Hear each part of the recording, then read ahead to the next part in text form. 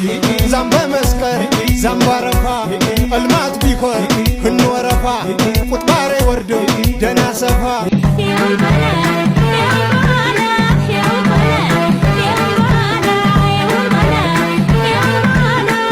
عطيكش بزر نداس النار عني نكاين አንቺ ፎከርከኝ ሰላም ጤና ይስጥልን ክብራትና ክብራን የቤንጃ ቲዩብ ቤተሰቦች እንደምን አላችሁ? በያላችሁበት ሁላችሁም ሰላም ሁኑ።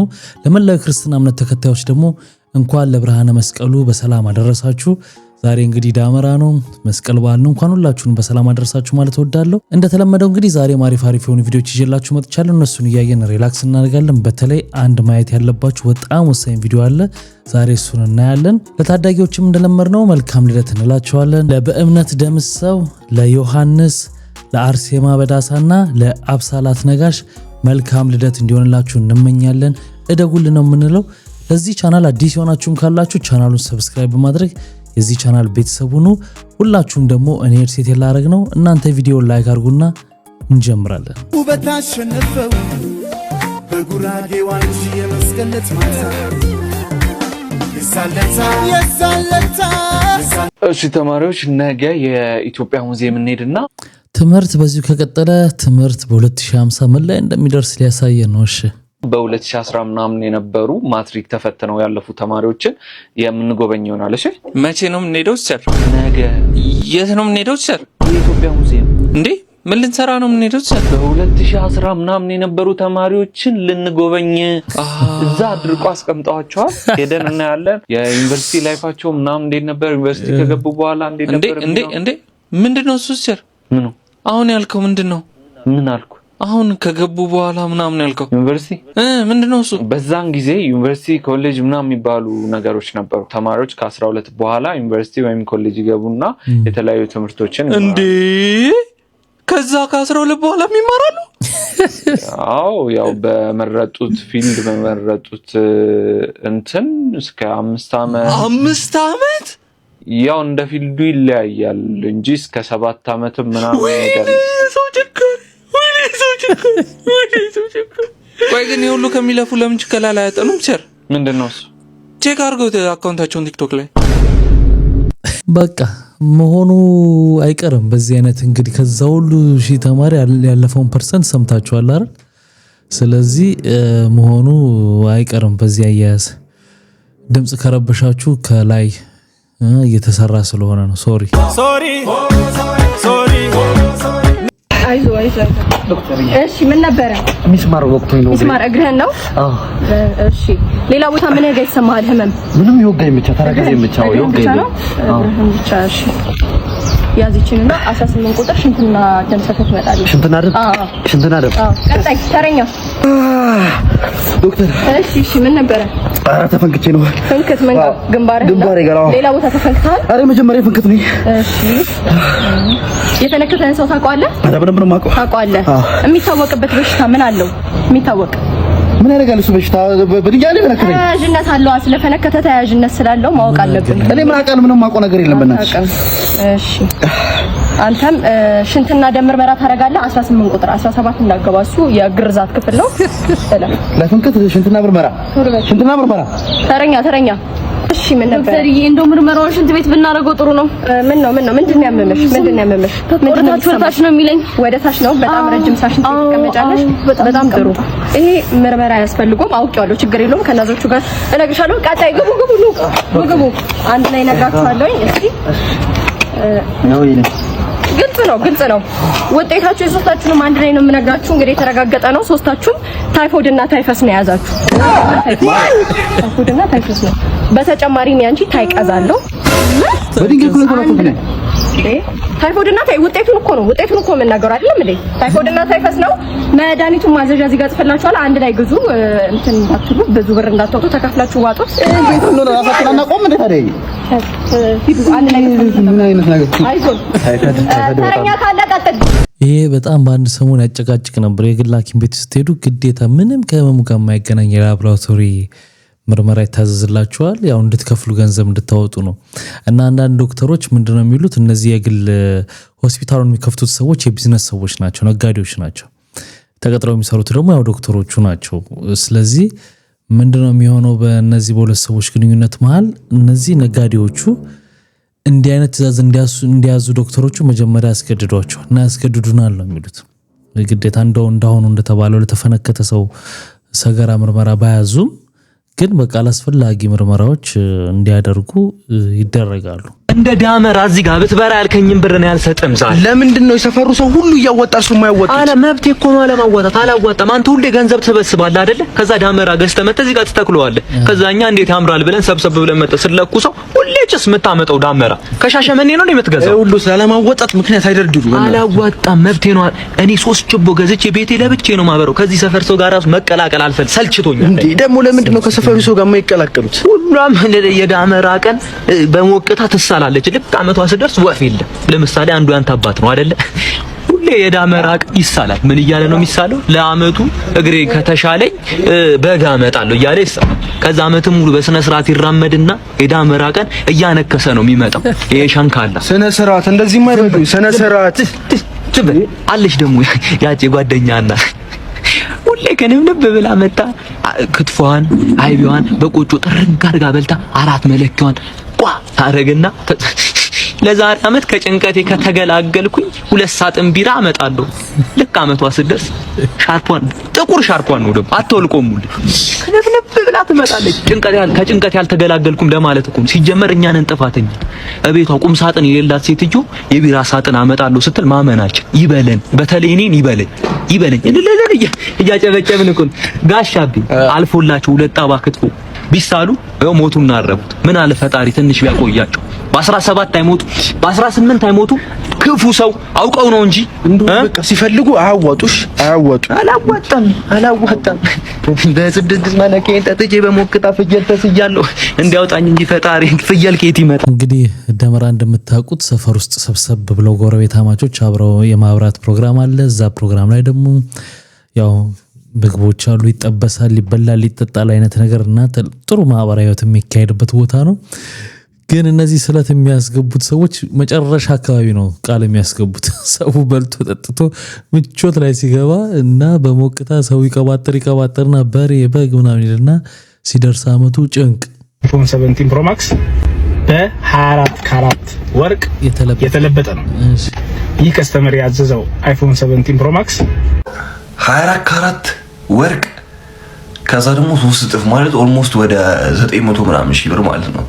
ከዛ ልክ ሌባ ሲሰርቅ አክቹሊ አሁን ማለት ነው አድራሻው ማወቅ እንፈልጋለን፣ አፕሪሺየት እንድናደርገው ሌላ ነገር አይደለም። ይሄ ሰውዬ አፕሪሺየት መደረግ አለበት። አድራሻውን ቢታወቅ ሰፈሩ ቢጠና ለማለት እፈልጋለሁ። ይመቻችሁ። ሊሚቴድ ኤዲሽን የሆኑ ስልኮች እናመጣለን ብሎ ነው ማስታወቂያውን ሲሰራ የነበረውና በ24 ካራት ወርቅ የተለበጠ ነው ይላል። እና ስታተስ እኮ ነው በቃ ስልክ አይደል? ስታተስ ማሳያ ስለሆነ ነው እንጂ የስልክ ሰርቪሱ ከኖርማሉ ጋር እኩል ነው። እንደገና እዚህም እያየሁኝ ነው፣ ዱባይም ላይ እየታየ ነው።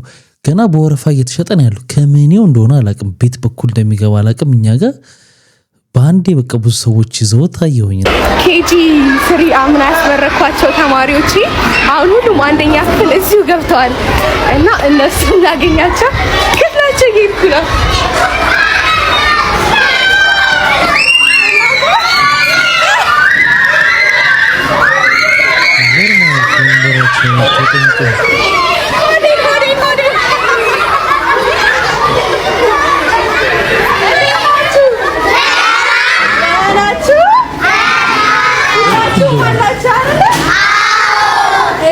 እስኪ ቁጭ በሉ እናውራ።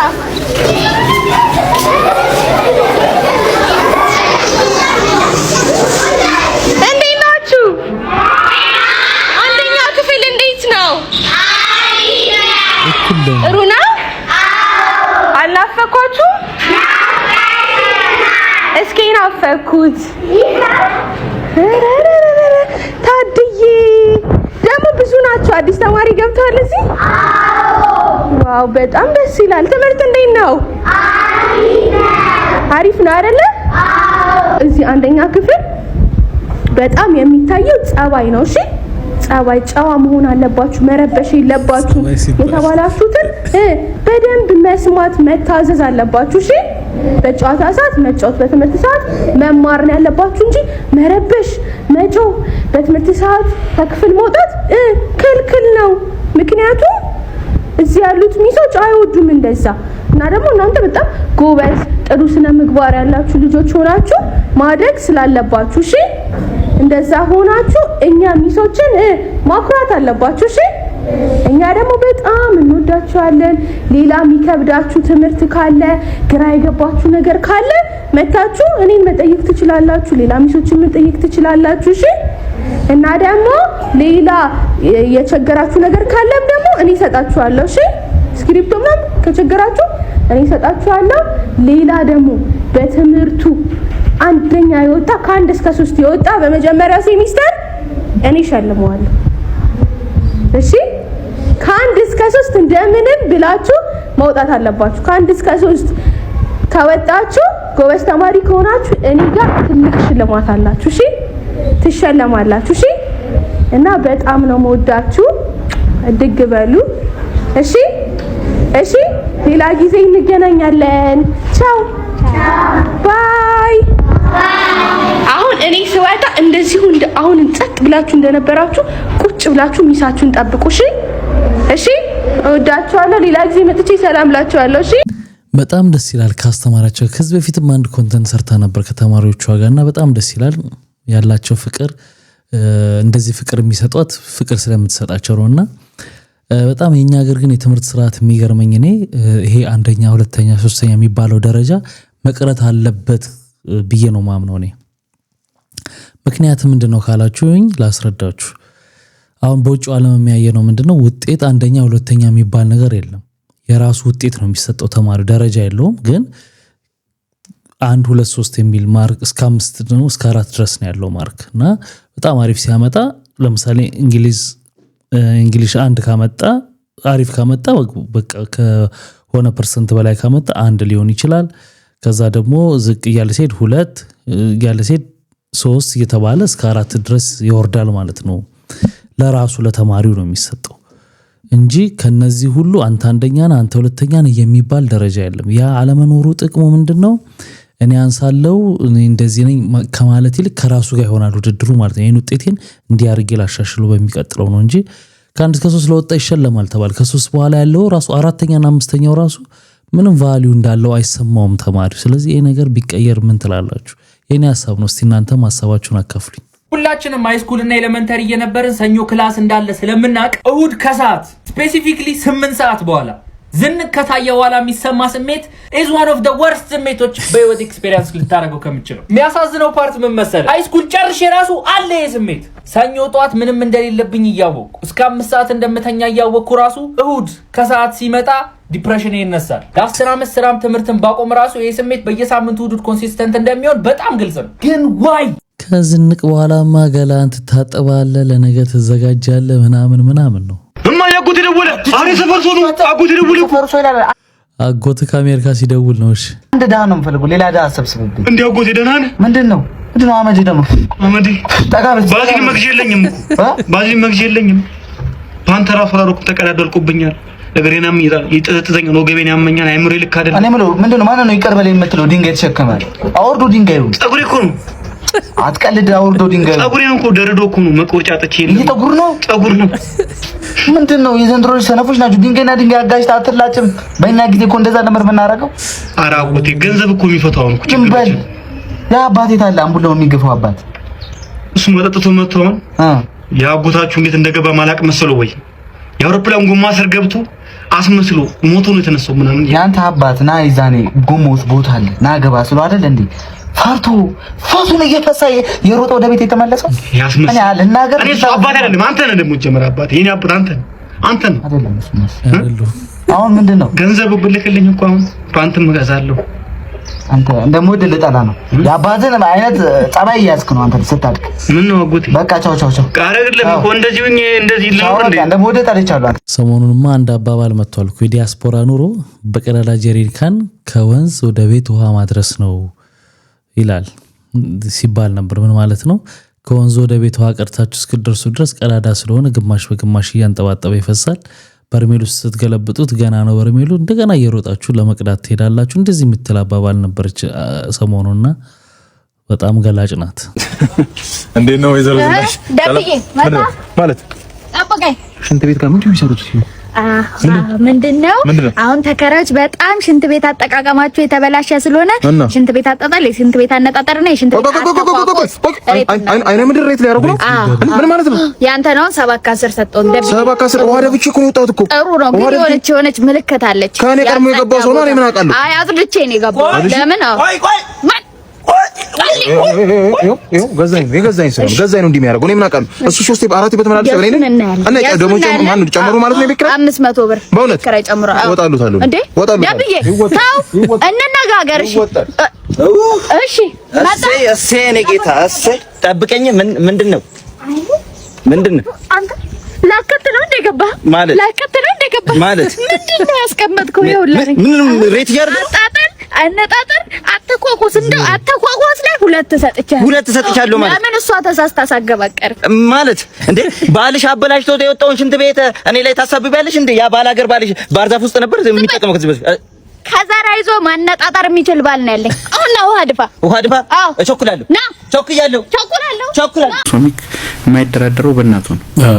እናቱ ከመቃብር ተነሳ እሷ ናት የምትለው ይሻል። በጣም አንገቴ የምሰጥለት እንትኑ ይሄ ነው ባህሪው።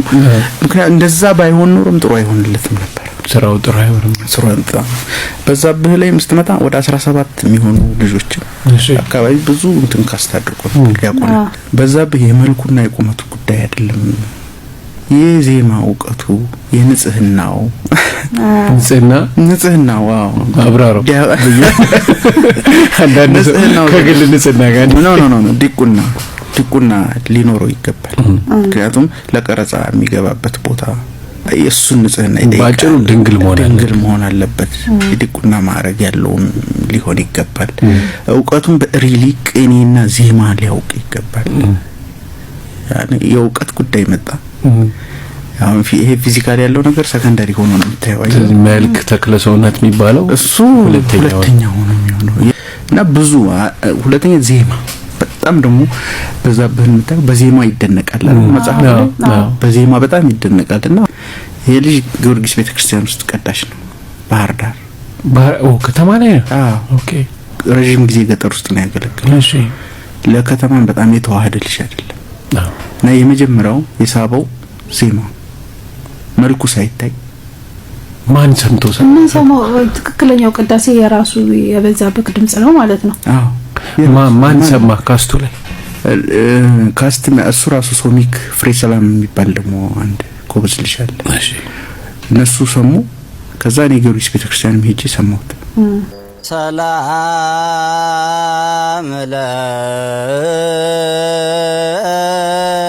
ለኪ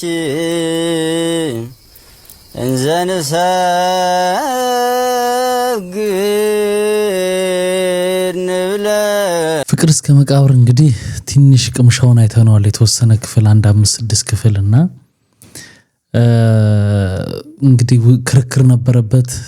እሱንም ክርክሩንም አልፎ አሸንፈናል ብለው ይጀመራል ብለው ነበር። እስካሁን አልተጀመረም። እንግዲህ በአዲስ ዓመትም ይጀመራል ተብሎ ነበር። አሁንም አልተጀመረም። ምን እንደሆነ ምክንያቱን አላወቅነውም። ግን በጣም የሚገርም ስራ ነው። የሚገርምም ድካም ተደክሞበታል። የሚገርምም ደግሞ ገንዘብ ወጥቶበታልና እንደው ብናየው ተሰርቶ አልቆ እንደው ብናየው በጣም ሁሌ ምኞቴ ነው።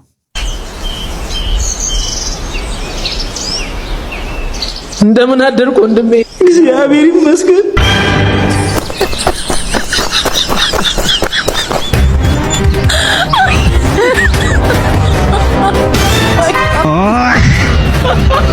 የመዳም ቀመም 2,214,000 የኢትዮጵያ ብር ተከፈላት። ወይዘሪት ራዲ ሁሴን ትባላለች። በህጋዊ መንገድ ለስራ ወደ ሳውዲ ትሄዳለች። ታዲያ ለ14 ዓመታት በጧይፍ ከተማ አሰሪዎቿ ቤት ትታገታለች። መረጃውም የደረሰው የኢትዮጵያ ቆንስላ ጽሕፈት ቤት እንግዲህ ይህችን እህታችን ከታገተችበት ቦታ እንድትለቀቅ አድርጎ እዚህም በላይ ደግሞ ቀሪ ለ5 ዓመታት ያልተከፈላትን ደሞዝ 60,000 የሳውዲ ሪያል እንዲከፈላት አስደረጓል። ቆንስላ ጽሕፈት ቤቱም የዚች እህታችን ሙሉ ለሙሉ መብቷ እንዲከበር እየሰራ ይገኛል። በአሁኑ ሰዓት የዚች እህታችን ፓስፖርቷ እየታደሰ ይገኛል። ኢቃማም እየተሰራላት ይገኛል። በቅርቡ ምችታችን ወደ ኢትዮጵያ የምትመጣበት መንገድ እየተመቻቸላት ይገኛል። ችምታችን ቆንስላ ጽሕፈት ቤቱ ላደረገላት ድጋፍና ትብብር አመስግናለች። ሳውዲ የሚገኘው የኢትዮጵያ ቆንስላ ጽሕፈት ቤት የዜጎችን መብት ለማስከበር እየሰራ ይገኛል። በጣም ከሚወቀሱ ኤምባሲና ቆንስላ መካከል ወደ አረብ ሀገራት ያሉት ነውና ምንም ለዜጎቹ ኬር ሲያደርግ አታዩም ነበርና አንዳንዴ እንደዚህ አይነት ነገሮች ደግሞ እንቅስቃሴ ሲያደርግ አሪፍ ነው በርቱ ያስብላል። ግን ብዙ አሉ ገና ብዙ በቀላሉ ችግራቸው መፈታት የሚችል በእነሱ በኩል በቆንስላው በኩል መፈታት የሚችል ግን ችላ የተባሉ ማአት ነገሮች ስላሉ አሁንም እንግዲህ አጠናክራችሁ ስማችሁ ማደስ ይኖርባችኋል። አታምርም? አፈቅራለሁ። አቋቋምህ ሞልቃቃ ነው። አሳሳል ስርዝ ድልዝ ደምግባት ጭቃቀው ነው። አቀናደብ ድብዝዝ ጸጉርህ ቁርንድድ ከርዳዳ መልክ የውበት ባዕዳ የእጅግር ጣቶች የዝንጀሮ ይመስላሉ። የከረደዱት ጥፍሮች የጃርት ሾህ ያስንቃሉ። ንግግርህ ቃና የለው ዝምታ ውበት የለው። ፀሐይ እኮ የምትጠፋው አንተን ላለማየት ነው። እንዲህ እንደዚያ እያሉ ባጡን ቆጡን እያወሩ ቆንጆ ቆንጆ ጓደኞች ብዙ ሲያሙህ አደምጣለሁ። ከምን ይጥለው የሚል የምናኔ ቃል ጸሎት ሲያደርሱልህ እሰማለሁ። ከዚያ ወዲህ ቀልቤን ጥዬ በታምባው ባውሩ ልክ መልክናህን አጠናሁት። ለምን አሙ ሃያስብልም በነገሩኝ መስፈሪያ ነው ልኬትህን ያገኘሁት። አንተ ጥቁር፣ አንተ ፉንጋ፣ አንተ ቁራም፣ አንተ ጥፍራ እንዴት እግዚአብሔር ተሳስቶ ከዚህ ሁሉ አካላት አንድ የሚስብ ጉድ አይሰራም? አየው መልክ አያምርም፣ ሰማው ድምጽ አይሰምርም። ዳሩ ምን ቢሆንልህ ይሄ ቸሩ ገሩ ጌታ አንተን በድሎ ሲያድልህ እኔን አድሎ ሲበርልኝ በውበት ያፌስኩትን በእውነት ሊያናግረኝ ካንተ የሚያምሩ ውቦች አምሬያቸው እየጠሩኝ ይህ ነው ብዬ የማልገልጸው የሆነ ነገር ሳበኝ። ቶ በቃ ታምራለህ፣ ቶ በቃ ታምራለህ ከዚህ ቅጽበት ጀምሮ እኔን መሳይ ሚስት ስላለ ቶ በቃ ታምራለህ ይለናል ቁናማት ላይ ሐዋዝ። ይሄ ሁሉ ወርጅብኝ እሱ ላይ የተወረደበት እኔ ቆንጆ ነኝ ለማለት ነው መጨረሻው። እሷ ስላለች በቃ ታምራለህ። ይኸውልህ ምንም ማስነቃት ብሎ ነገር የለም። ልክ እሱን አክተር መሆን የሚፈልግ ክራሽ ሲኖር ነገሩ ቀላል ነው ይላል። እንደተነካከን መሄድም ትችላለህ። ሊያፍር ይችላል። አያፍርም። አንተም ደግሞ እድልሽን በደንብ ተጠቀም። ገና እንደመጣ መጠጥ እሱ ለኔ ነው በእናታው እሱ ለኔ ነው። እንዴት ናችሁ? ሰላም ነው? እንዴት ነሽ?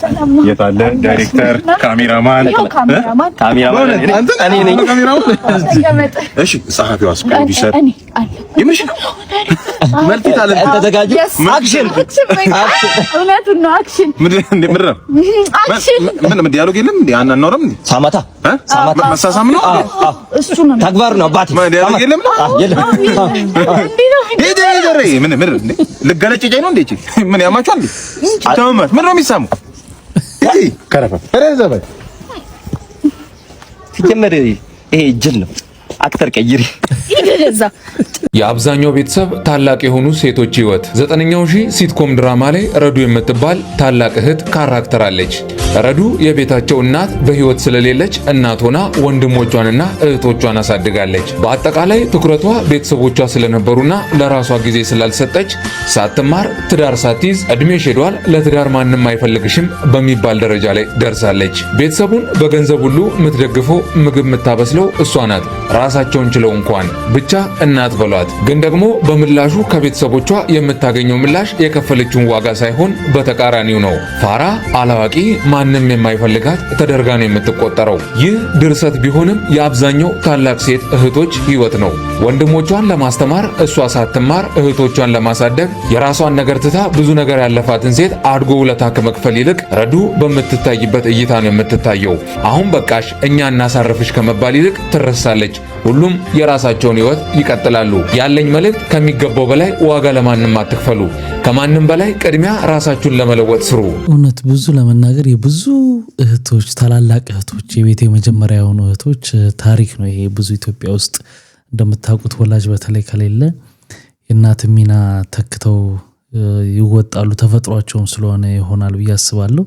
ምናልባት ወንዶች ደግሞ ወጣ ብለው ገንዘቡን ያመጡ ይሆናል። ወንድሞች እህቶች ደግሞ ቤቱን ወጥረው ያስተዳድራሉ ማለት ነው። እና እውነት ለመናገር ለታላላቅ እህቶቻችን ትልቅ ክብር ወይ ስንወልድ ራሱ እንደዚህ ቆንጅዬ እንድትሆኝልኝ ነው የምፈልገው። እኔ ታይኛለህ ወልጄ ዛሬ ወልጄ ነገ አንጀሊና ጆሊ መቼ እንዲቆንጆ ናት ነው ማስፈልግ እንጂ ወልዱ ተዝረክርኩ ካልሲ አርጎ ይዝም ትልትል ያለ ልብስ በፍጹም ነው የማይመቸኝ። እንዲጸድት እንዳልኩኝ ነው ሞኖ በቃ እንዳታስብ እንኳን አገባሽ።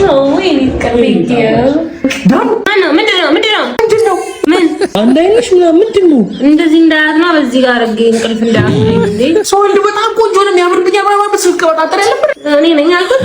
እኔ ሳስቼ ነው በቃ አንተን ነበር ማስወለድ ነበረብኝ። ጭራሽ ነኝ በደንብ ነው የገለጸችው። የኔ እናት ከተወለደ በኋላ መሽከርከር ጊዜው እኮ ነው ጊዜው፣ ልብሱ ጨርቁ ምናምን አይደለም ጊዜው። እንደውም ኢትዮጵያ ያሉ እናቶች የተሻለ እድል ያላቸው ይመስለኛል። በውጭው ዓለም ደግሞ ሲሆን ማንም የለም መቅጠር አትችል፣ ገንዘብ ቢኖር ምን አትችል። እንግዲህ ሰሞኑን በፖድካስታችንም እዚህ ሪያክሽን ላይም እያመጣን ስንጨቃጨቅበት የነበረው ጉዳይ የፊንቴክ ጉዳይ ነው። መኪና ሰጣለሁ ትንሽ ብር ቅድሚያ ከሰጣችሁም በኋላ ብሎ እንግዲህ ሰሞኑን እየተወቀሰ ነበር። ገንዘብ ስላወስደው ስላላስረከበ ማለት ነው። ስለዚህ ስራ አስኪያጁ ተይዟል ተብሏል። የተያዘበት ቪዲዮ ነው ተብሎ የወጣ ነው ይሄ።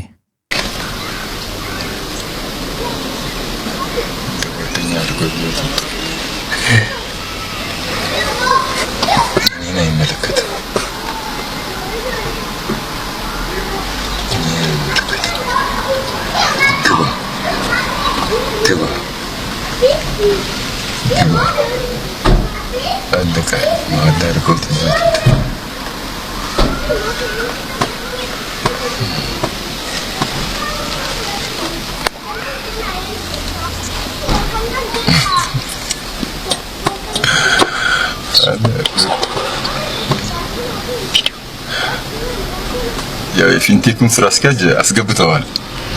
የፊንቴክ ስራ አስኪያጅ በቁጥጥር ስር ውሏል። ያው እንግዲህ መልካም ጊዜ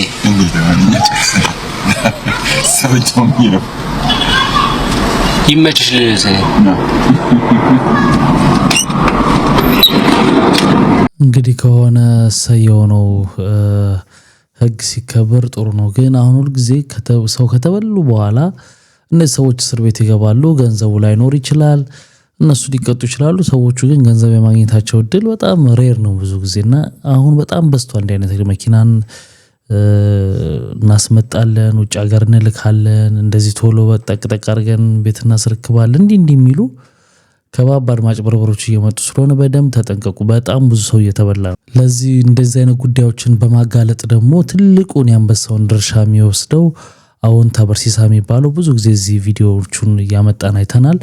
ዛሬም አዲስ ነገር ማየት ያለባችሁ ያልኳችሁን ቪዲዮ እሱን ይዤላችሁ መጥቻለሁ። እሱ ያጋለጠበት ነው። አሁንም እንድትጠነቀቁ ነው። ይሄ ላልሰሙ ሰዎች ሼር አድርጋችሁም ሀሳብ ላላችሁ ሰዎች እንድታደርሱ በትህትና ጠይቃችኋለሁ። እስቲ እንስማው። ኤ3 ኮንሰልተንሲ ሰርቪስ ይባላል።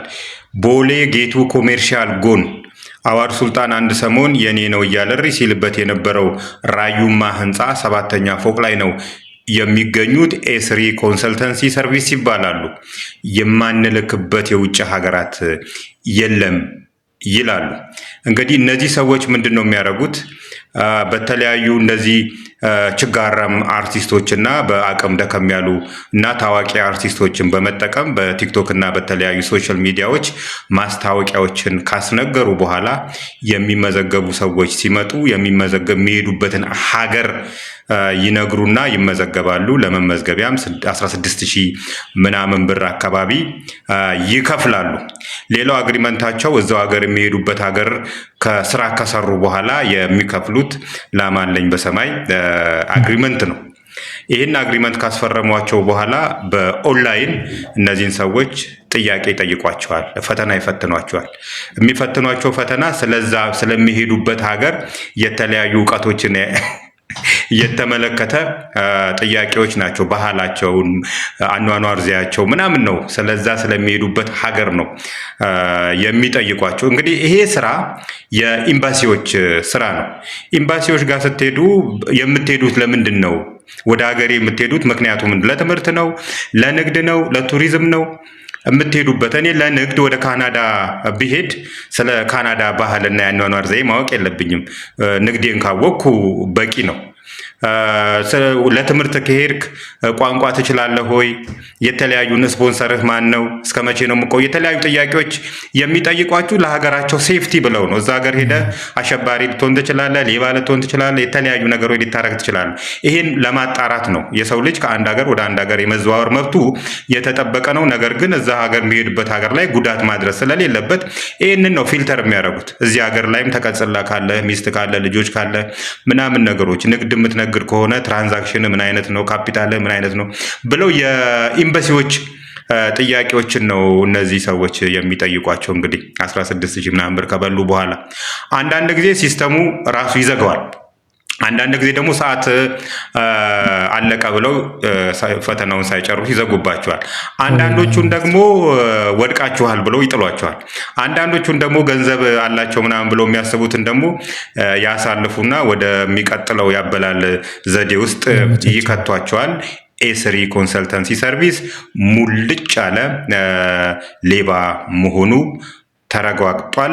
ቦሌ ራዩማ ህንፃ 7ኛ ፎቅ ላይ ነው የሚገኘው። እንግዲህ በዚህ በሂውመን ትራፊኪንግ ውስጥ የማይሳተፍ ዘንድሮ ያልመጣብን የሌባ አይነት የለም።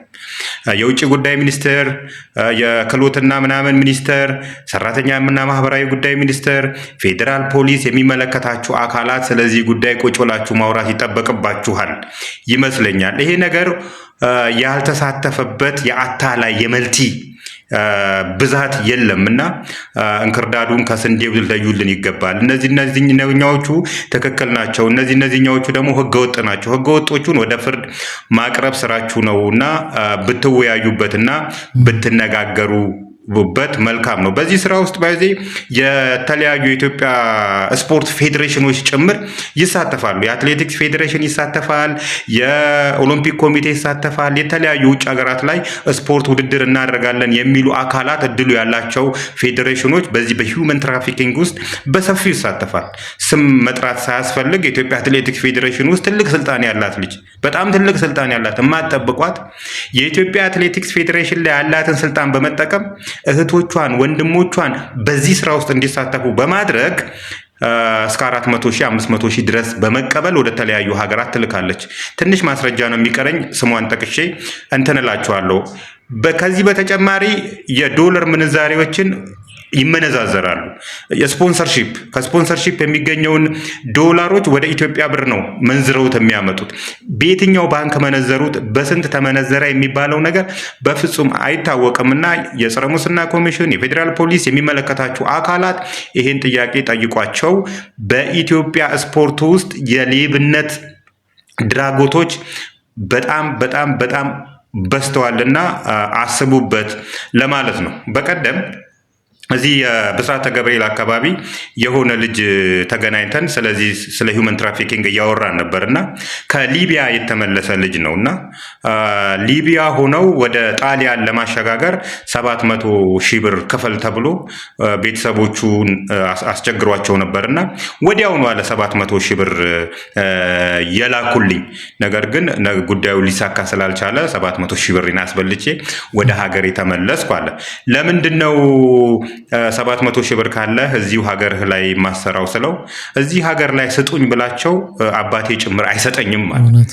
ይሄንን ግን ቤተሰብ ዘመድ አዋጣው ነው። በቃ ውጭ ሀገር ልሄድ ነው ስለተባለ ብቻ ብር የሚታፈስ ስለሚመስላቸው ያላቸውን ሸጠው ጭምር እየሰጡኝ እዚህ ሀገር ላይ 700,000 ብር ቢሰጡኝ በእርግጠኝነት ራሴን የምችልበት ሁኔታዎች ይፈጠሩ ነበር አለ። የኛም ውጭ ሀገር የመሄድ እንትናችን ጉጉታችንን ተረድተውታል። እንግዲህ እነዚህ ኤጀንሲ ነን ባዮች እና በቀላሉ በእንደዚህ አይነት ሁኔታ እየበሉን ያሉት። በነገራችን ላይ ወደ ሀሳቡ ከመሄዴ በፊት እንግዲህ አሁን ተበርሲሳ ለቲክቶክ አዋርድ እጩ ሆኗል እና እባካችሁ የገባችሁ ትመርጡት እና ድምጽ ብትሰጡት በትህትና ጠይቃችኋለሁ። ምክንያቱም እንደዚህ አይነት ሰዎች መበረታታት አለባቸው።